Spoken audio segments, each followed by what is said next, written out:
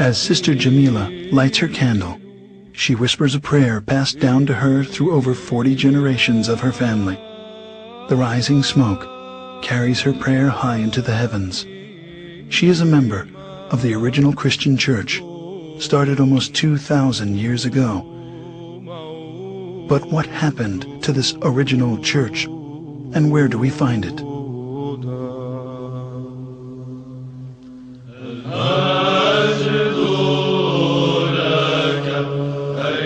At that time, those believers in Jesus Christ joined together with the apostles, establishing the first organized church community in the city of Antioch. It is there in Antioch that they were first called Christians, as stated in Acts 11:25.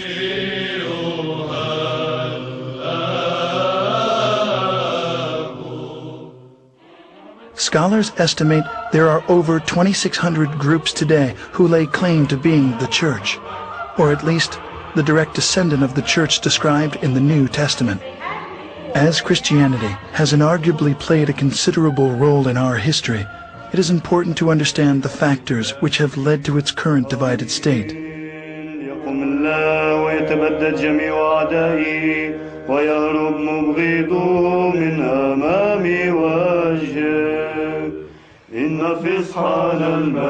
With the birth of the Church of Jesus Christ at Pentecost, the apostles made many missionary journeys. Over time, 5 patriarchates were established in Antioch, Jerusalem, Rome, Alexandria, and Constantinople. The apostle Peter was the first bishop of Antioch. 12 years later, he became the first bishop of Rome, leaving the apostle Paul as the head of the Antiochian church, while James, the brother of Jesus, was the first bishop of Jerusalem. Even though they were in full communion with one another, disputes arose over the adherence to the Old Testament law. James gave the solution to settle all doctrinal and moral issues through ecumenical councils, and the church flourished for 1,054 years.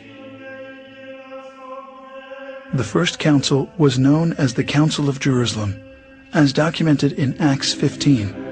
In the history of the Christian Church, we find scores of such councils, establishing its canon laws, which the Orthodox regard as the faith of the apostles, faith of the fathers, faith of the Orthodox, the faith which has established the universe. Heresies, disputes, numerous wars, and much persecution constantly challenged the early fathers of Orthodox Christians.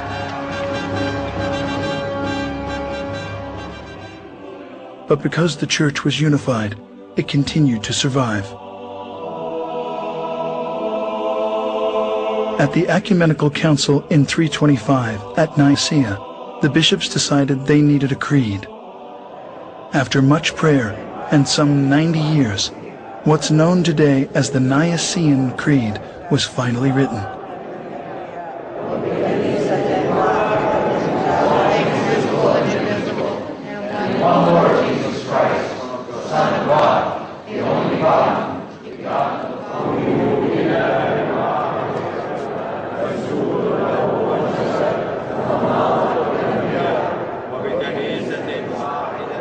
Between the years 325 and 787, 7 meetings were held to establish the laws of the Church.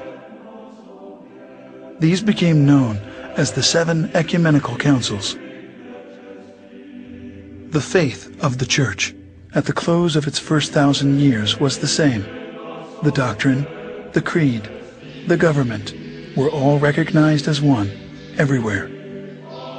This one church was the Orthodox Church, which has weathered many attacks. This cohesion, however, was soon to end. As the first millennium was drawing to a close, tensions began to mount between the Western Church, Rome, and the 4 Eastern churches. the bishops of Rome began to claim authority over the other 4 churches, on the claim that the Roman Patriarch was the only true successor of Peter. 2 giant issues emerged. First, Rome's declaration of the Pope's supremacy, and second, that the wording of the 700-year-old creed be changed. As disunity led to conflict, a cardinal was sent by the Roman bishop to slap a document on the altar of the church in Constantinople during a Sunday worship, excommunicating the Patriarch of Constantinople from the church. The final consequences of these tragic events was a massive split. The Great Schism occurred in the year 1054. Pursuing his claim of universal headship of the Church, the Patriarch of Rome broke from the other 4 churches, creating the Roman Catholic Church, independent of the other.